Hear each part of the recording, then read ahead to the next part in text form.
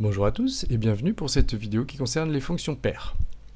Alors, on va tout de suite définir ce que c'est qu'une fonction paire. Donc on prend pour ça une fonction f définie sur un intervalle i. Et pour que notre fonction soit paire, il faut absolument qu'on ait les deux conditions suivantes. Alors il y en a une qui est facile et une un petit peu plus compliquée.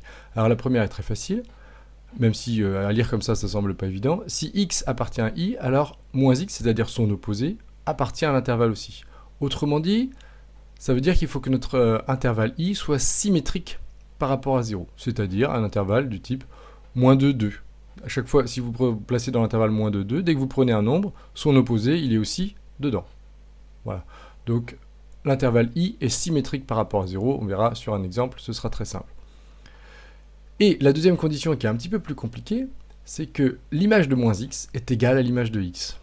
Donc, ça, il faut avoir la fonction f de x, et puis il faut essayer, il faut calculer f de moins x, et vérifier que ça fait bien f de x, quand on aura un exemple. C'est ce qu'on va faire tout de suite.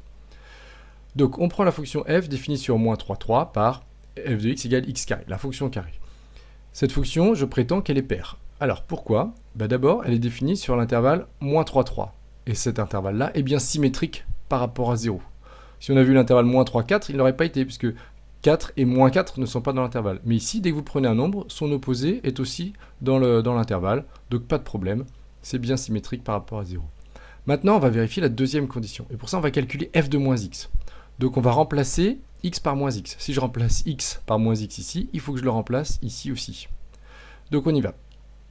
Alors f de moins x, eh bien ça va mettre moins x au carré. On est obligé de mettre les parenthèses, il faut faire bien attention. Parce que le carré doit s'appliquer à tout ça. Donc il s'applique au x et il s'applique au moins 1. Donc le moins 1, quand on va le mettre au carré, ça va faire 1. Donc en fait, ça c'est x carré. Du coup, x carré, c'est f de x. J'ai bien f de moins x égale f de x. Donc la fonction est paire. Voilà, alors on va voir maintenant la conséquence graphique.